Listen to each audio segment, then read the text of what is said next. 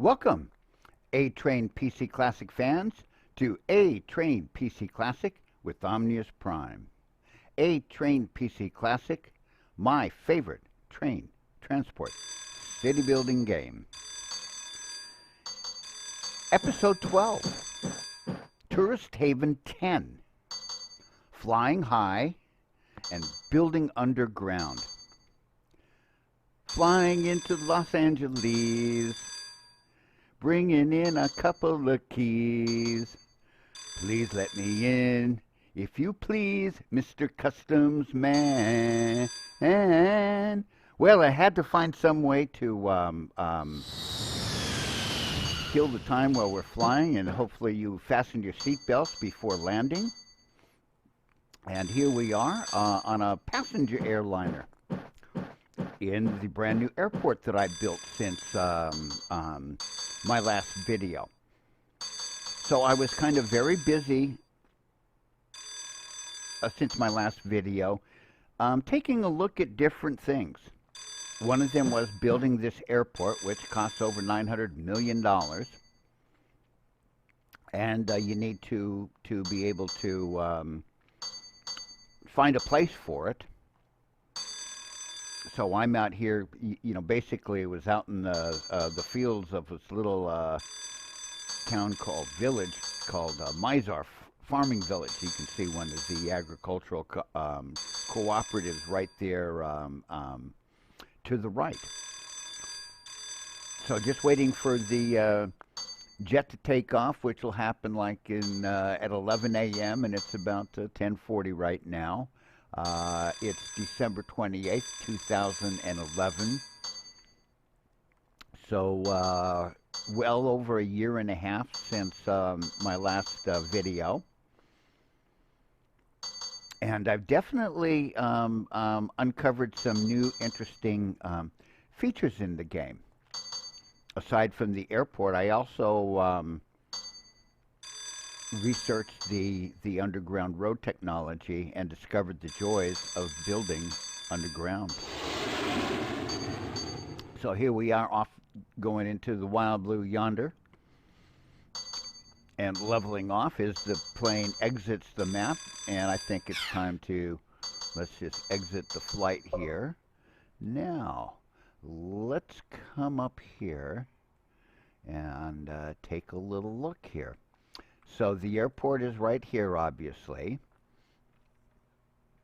Now I built a train station right here. You know, nope, that's the airport. There we go. This train station, which is one of the station complex C's, nice big one. I also built a train route, and as you can see, there's train track running along here to get to this train station right here. But you see, the track disappears right over here. And if I come over here and hit the B1 button, you can see that, yes, I've decided to check some things out underground. So yes, I built this train station here, an underground train station. And after I did that, it kind of is starting to build these little 1 square underground commercial buildings, and some kind of like a walkway or something right in here. Let's see, can we go in here? Ah, look. And so yeah, that's pretty cool. So and then there's the train right there. Let's see, I'm on a free camera, so I'm going to close this for a moment and then select the train. Now, as you can see, I built this underground rail station here and then came up and out, and then went above ground and around the airport. And now I'm thinking, I should have just built the underground line all the way out to the airport, and then popped up and around and done a more direct route than the way I did it. But this was just, I'm playing around, testing stuff. So let's take a quick, let's see, we got the, yep, the Airport Express. Let's pull up the camera, turn us around, and there. So let's take a train ride. So this will be taking off here in just a moment from the underground station. And so yeah, you know, I'm just exploring the different aspects of the game. And I'm now seeing the joys of building underground. So here now we popped up above ground and we're heading out and around. I also built an underground bus station, well, 2 of them, and ran the bus route more directly from the bullet train to the airport. And as you can see, I mean, out here that was nothing but the middle of the fields, and I've been building it up. Really learning how to enjoy this game and all of the features. Some of the things I'm starting to see is like I'm getting tired of all this fencing around the railroad tracks. That's a little too prophylactic. And you know, the same with the safety bumpers around the roads. Plus, you know, that costs money. So I'm thinking that in the future I'm going to cut out the fencing around the train tracks and the bumper guards around the roads. And back to the bullet train station. So now let's take a look over here. So here's the underground bus, as you can see, just moving along. And what I discovered is these bus stations, as well as these truck freight stations, have a little stairway that goes up. So let's just see if I can. So here we are in this freight station. Whoops, I guess it doesn't want to go around the other way. And you can see the staircase there. Now let's just take a quick. Whoops. Oh, I knew I'd miss it. So let's just go ahead and grab the bus and take an underground bus ride. Whoops, I guess I'm going... There we go. So let's see, now we're going to hang a hard right. And so here's the little bus station here. You can see the stairwell that goes up, and it actually has a little, like, building up top that builds, and you have to have supplies to build it, which I didn't have initially. And yeah, I just this really was kind of superfluous considering, and you can see like the buildings like stores and stuff right there. So let me go ahead and close this out, and you can see how the train, and now it just disappears up on the next level. And now here's a cool concept. Let's go ahead. In this area over here, you can see something's building right now. But this area didn't have any construction material access. So it never built up.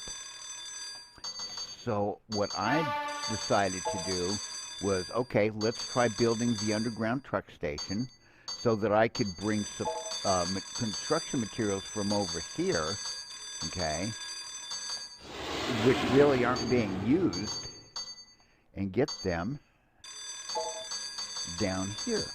And I discovered that I can build construction material depots underground, which is what I've done in these 3 areas. And the cool thing is now I've built one truck stop, and now it's feeding 3 different construction material depot areas. And I could even, you know, add one over in here, maybe 2 of them, one on each side of the road, just to extend the supply range. And you know what, it's kind of like, man, here's that fountain area and stuff where I built, you know, one truck stop here and to feed a little thing here. It was just, at first I thought, yeah, the underground was very expensive when I first just kind of took a quick look at it. And then I saw that the above ground building the bridges was a bit was cheaper. But now what I'm seeing is no, this is much better to build these truck things underground with the material depots. And now I'm not using up valuable land where buildings can be constructed. So this was really cool, you know, that I'm starting to really get a good handle on the game. And where I'm starting to look at, you know, like above ground, building material depots within multiple ones within range of one truck stop. And then that way one truck uh, serves many depot areas. And if I build them underground, I can build much shorter transport routes. And then, like in the case here, where I'm kind of like going over roads and stuff as much as possible, um, yeah, I just get rid of all the bridge stuff here and put it all underground.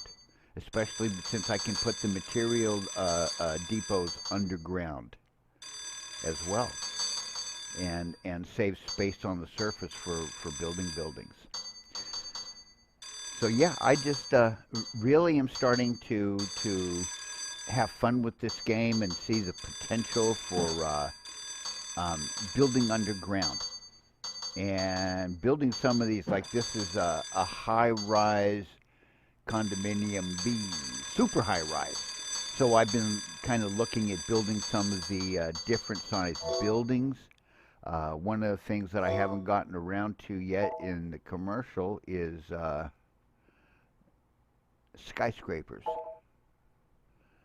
Let's see, that one's 169 million. Oh, I only have 78 million on hand, so I can't build one of these. But yeah, let's just kind of, you can kind of see that it's a pretty hefty sized building here. And so yeah, I gotta, you know, I still have things to explore. I built a ski resort here. Here's a little ski resort. And it was just cool because this little spot just worked out right next to my Port Doobie Materials Depot. And then I was able to run a road right into the train area. I mean, into the little ski resort area. I mean, I could even do like a little bus route. I still have one vehicle left that I could purchase. But yeah, I just been running around, you know, building things, just seeing what I can do. I've even paid off three of the four loans that I took out to pay off the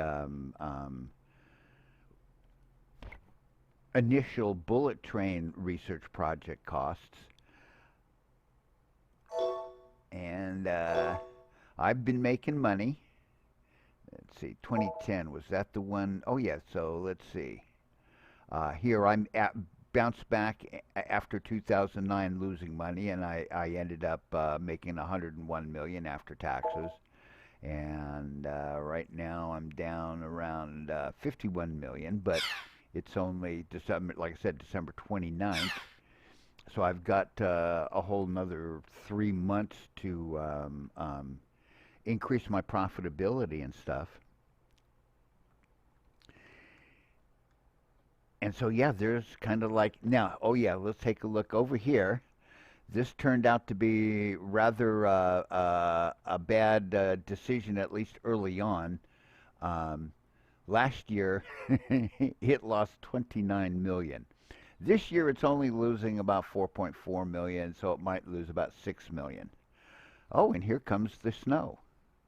So this is kind of cool. I really like the weather effects in this game. So now we've got snow coming down, and Yeah, I've been like letting clock burn. I haven't tried to micromanage the freight and stuff. As you can see, I've got, freight depots, the material depots over here where I haven't been bothering bringing the materials across on a consistent basis. Because basically, I'm just trying to look at different things, look at the underground train and bus situation as well as um, freight trucks and stuff.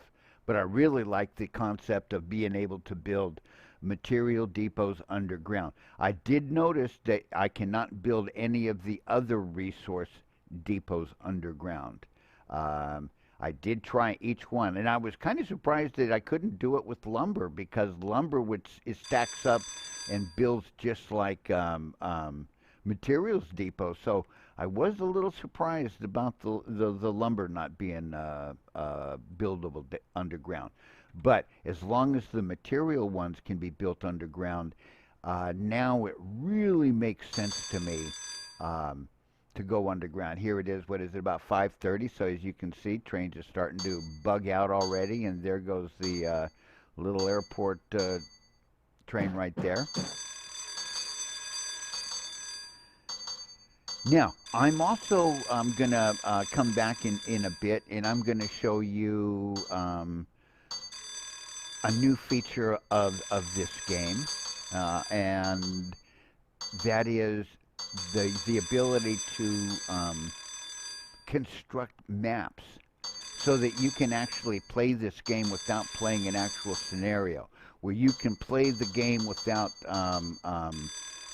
predetermined victory conditions. And here comes our intrepid passenger airliner, even in the snow. Now to show you something a little different. Here in the construction button, we can create scenarios. So first of all, what you would do is go in and tell it what start year you want to go with. Like say if I go with 1990, and of course if I can get the slider to slide in there right where I want it. Ah, there we go. Now, elevation standard. It's set at 50%, but what if we go maybe 15%? Level ground percentage, I think I want to go like 85%. Rather have something a little more on the flat side. Forest, 50%. Nah, let's go maybe 20. Fields, let's do maybe 20. Housing, leave it at 50. Underground resources, I'll leave it at normal. Available materials, I'll leave it at normal. Now I can generate the map and complete. And now what I've done is made a nice big map here. So up here, like that looks like wasted right there. So what I'd probably do is just go ahead and get rid of that and make it just ocean.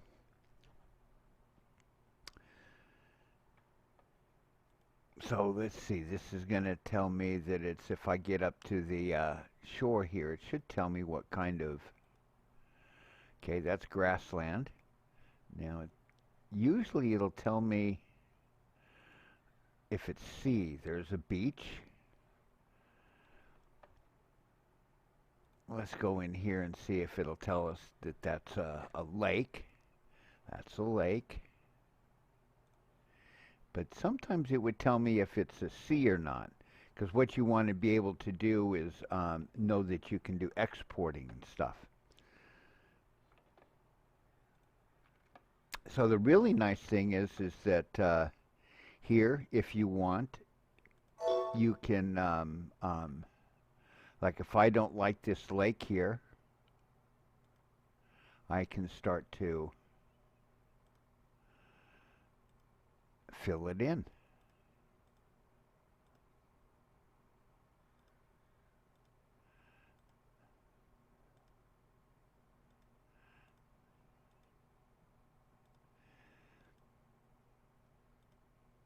Okay, you getting the idea. And if I want to flatten things like those little hills, although sometimes you got to be very careful. You got to kind of touch it in the corner there so it'll disappear instead of, as you can see, get bigger.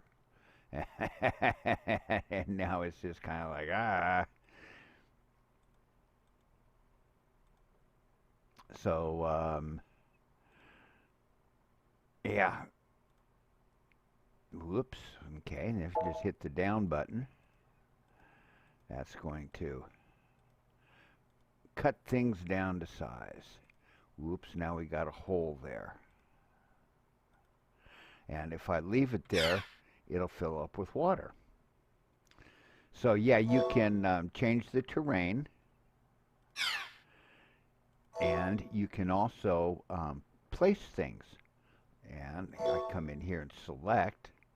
I could place things like, say, rocky soil. Oops, let's go OK. And make like a little kind of rocky area.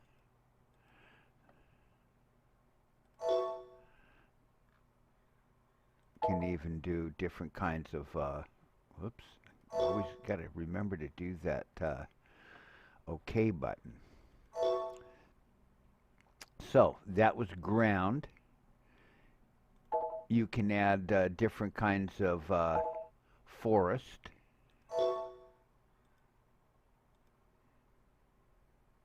Come back and now let's do a softwood forest. Whoops. And let's see, you could have cherry trees. Remember, hit the OK button. Okay. Or a bamboo forest. So you can modify the map pretty nice. You can even put in fields, varying kinds of fields. Whoops. And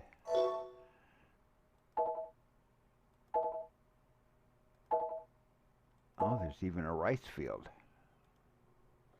Hit the OK button. Okay, I see that's but the blue there. Can put in little greenhouses.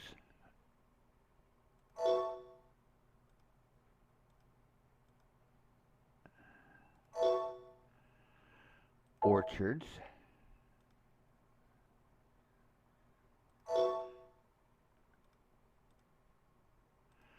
Okay, like that. Now, the other thing is more importantly, you can place buildings. Like, say, Material Factory C, if I want to put a material factory somewhere. Boom. And you can rotate it. And then when you like it, you can place it. You can also designate it as newly built, as in poor condition, as in degraded, decrepit, or newly built. So you can even age buildings and stuff. Now, and you could build coal mines, oil wells, but then you'd have to know that you've got the resources there. A hydroelectric power plant. There's a power plant. Haven't even really used that yet. Now, commerce. You can build various kinds of stores, restaurants, even elevated shops.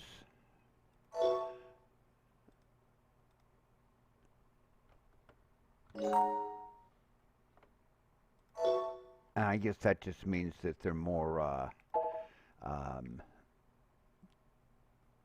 like a second story instead of just one story. And gas stations, grocery stores, drug stores, I mean all kinds of things, electronic stores, hotels, an authentic restaurant, multi-tenant buildings, mid-rise buildings, and even skyscrapers.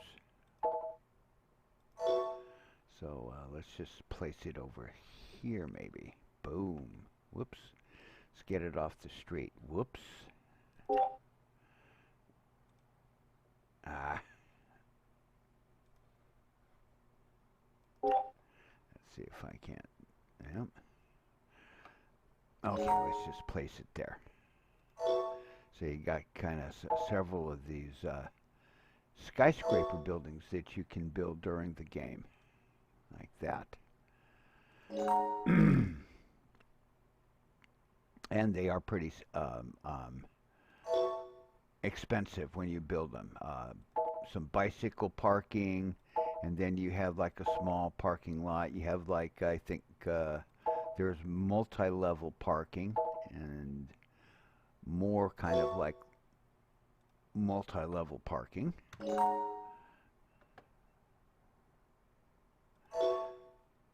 So all kinds of good stuff. Leisure, you can build leisure facilities, like say a classic theater.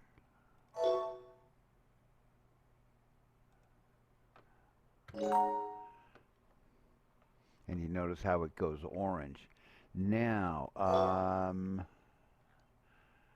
so all kinds of good things. There's a Tower A, and here's the Tower B. So you can place cool things like radio towers.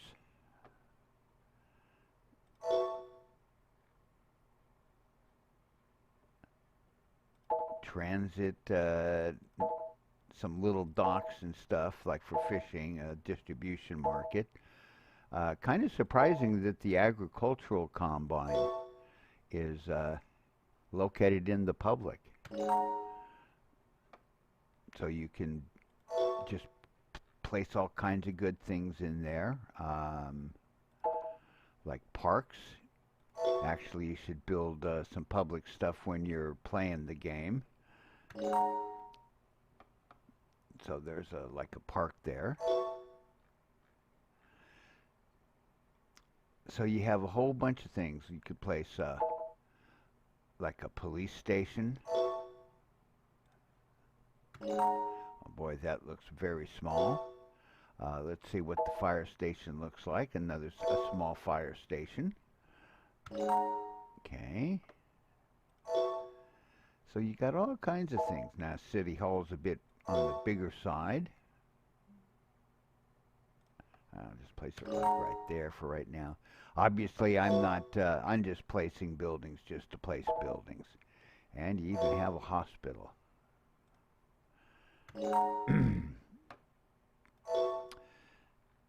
So you can have fun changing things up. You got a whole bunch of different kind of residences. You have little fishermen's houses. You have farmhouses. You have various residences. Apartments, small apartments. Now you can have bigger apartments, the high-rise condos, and you can even do random, which would place a random selection of small houses in there. So you can kind of populate your city. One of the things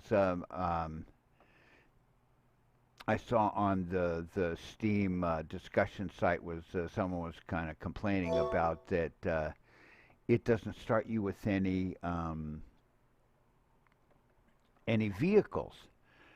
And I thought, you know, and they were thinking that wasn't a good idea. But actually, I have to disagree. If I go into my train stations now, I have, what is it, 6 different choices for trains that I could make. And I probably don't want to, so there's an express passenger, and then there's an improved express passenger.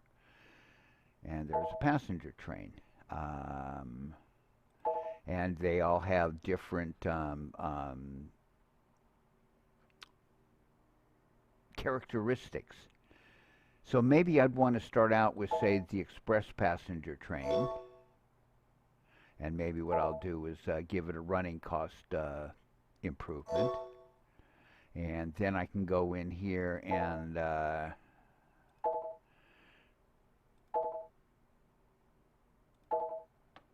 change up the the roof. Yeah, let's do the roof in red.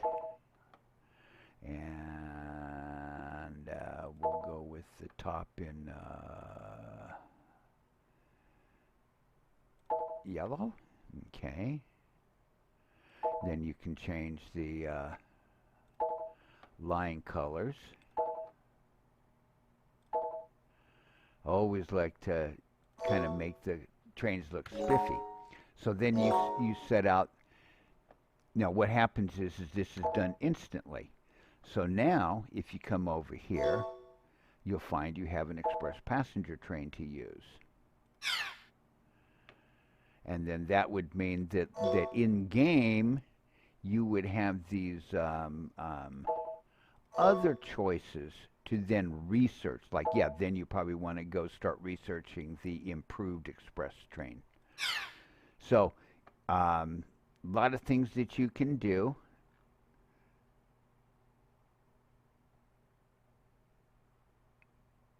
And now licensing of technology. So that's a bogus. So you can only do that in the game. So you could even choose, whether the underground railroad or underground road resources are researched or not. So you set up your beginning vehicles. You can then set up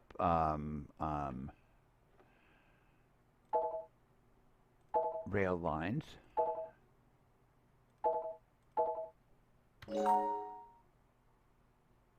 Oh, I see. So yeah, it doesn't like that. See, like that.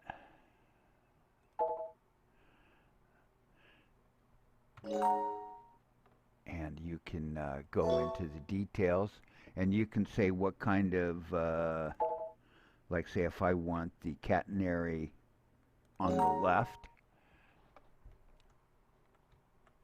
I can do just that. If I want fencing, I can change that and then put in fencing. So as you can see now it has the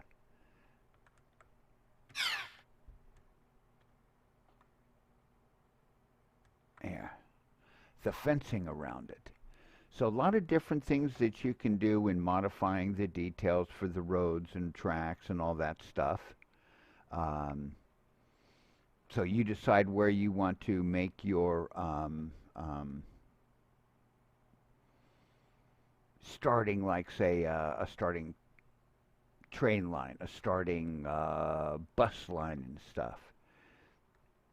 So then you kind of have full reign of being able to edit the map and set it up. You also can go in and give it a scenario name, set up initial capital, like say here it says 153, but maybe I want to go 600 million. Whoops, that looks like 6 billion. See, and I could go 600 million. Parameters. Now, transportation use is a default of 80%. I'm not too sure. So, employees at 50p, brand equity 50p, and I guess percent maybe. And number of employees started at 100. So you can start them with more or less. Completion conditions, so you could go in and like add, and you got things like you can set it for population at a certain point in time, like say if I wanted to set it for 70,000 people, and the standard due date would be 12 years is the most you can do.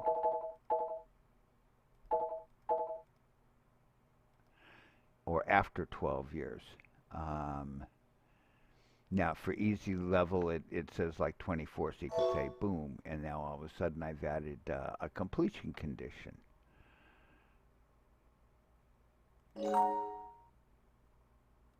Area settings. So now, here, the map is broken up into like 16 squares, kind of like a 4 by 4 chess square.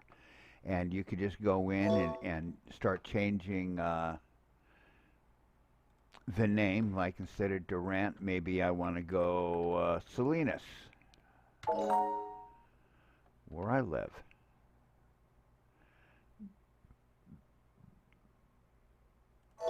And you can also, here, you can see like that's the top um, of the map city. And I could change it to large, none, small, medium. So I can change the name. Like maybe San Jose.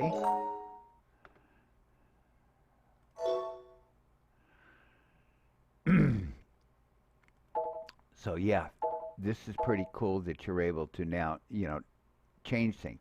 And you can have these area settings so that what you're doing is you could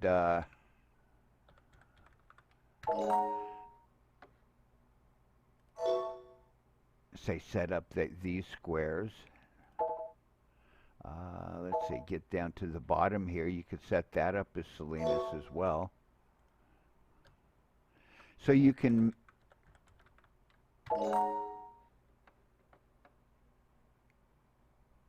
there we go.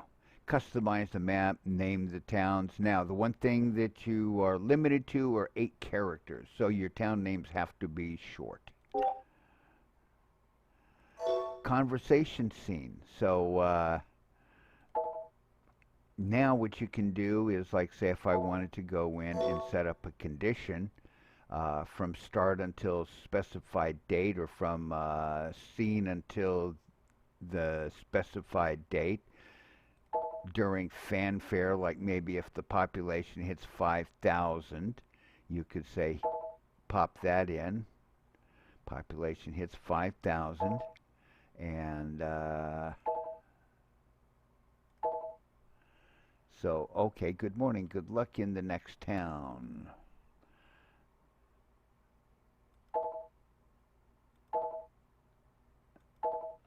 Oh, that's, I guess, the scene 2. That's good morning, starting this next town. Okay.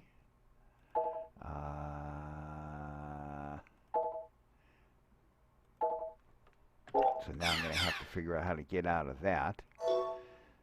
So you can do a lot to customize the game with the little conversations. You can plug in your author name, and then you can save the scenario. Do you want to register as a scenario? The start date will be April 1st, and so I'm just going to say no right now. So you've got a lot of leeway in being able to, as they say, roll your own. So I kind of really like that you're able to make your own scenarios and do your own starts, kind of like customize the map and everything. So you're not locked into the scenarios. There's like 24 scenarios. 2 of them seem to be kind of grayed out, like they're not accessible, and I'm assuming that you probably have to play one of the previous scenarios to, I guess, unlock one of these scenarios that's grayed out. So I hope that this has been informative to show you that HM PC Classic does allow for scenario generation and a lot of different variability in how you play it.